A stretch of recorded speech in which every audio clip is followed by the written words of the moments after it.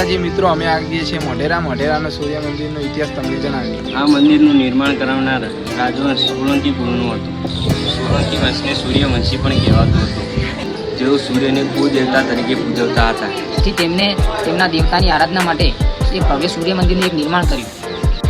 આ મંદિરનું નિર્માણ પાટણના રાજવી ભીમદેવ સોલંકી પહેલાંના શાસન દરમિયાન 1026 થી 1027માં થયું હતું। આ મંદિર 30.6 અક્ષાંશ પર કર્કવૃતની નજીક બંધાયેલું છે। પહેલા સ્થાનિકોમાં પોતાની ચૌડી અને રાંકુ તરીકે જાણીતું છે। મંદિર ખિલજીએ પોતાના આક્રમણ સમયે મંદિરને ખૂબ જ નુકસાન પહોંચાડ્યું હતું અને મૂર્તિઓ તોડફોડ કરી હતી। અત્યારે આ મંદિરને ભારતીય પુરાતત્વ ખાતા દ્વારા રાષ્ટ્રીય મહત્વનું સ્મારક જાહેર કરાયેલ છે અને તેની કોતરણી અને કળા માટે દુનિયાભરમાં પ્રસિદ્ધ છે। મંદિરના ગર્ભગૃહ પાસે આવેલા શિલાલેખમાં 1027નો ઉલ્લેખ જોવા મળે છે। મંદિરના સભા મંડપમાં કુલ 52 સ્તંભ છે। આ સ્તંભો પર વિવિધ દેવી દેવતાઓના ચિત્રો અને રામાયણ અને મહાભારતના ચિત્રો કોતરીને તૈયાર કરવામાં આવેલ છે। સ્તંભોને નીચેની તરફ જોતા અષ્ટકોણાકાર અને ઉત્તાગોળ દેખાય છે। મિત્રો, આ મંદિરને જોવા માટે દેશ વિદેશથી ઘણા બધા લોકો જોવા અહીં આવે છે।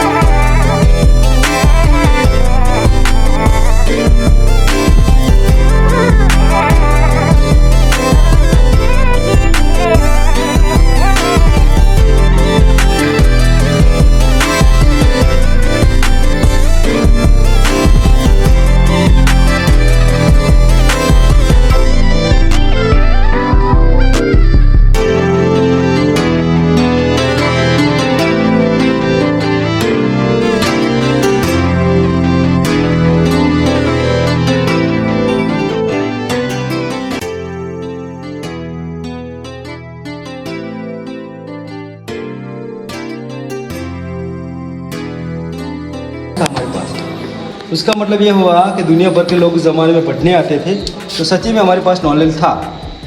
अभी 11 बड़ी बड़ी यूनिवर्सिटी होती थी, वर्ल्ड क्लास यूनिवर्सिटी थी हमारे पास।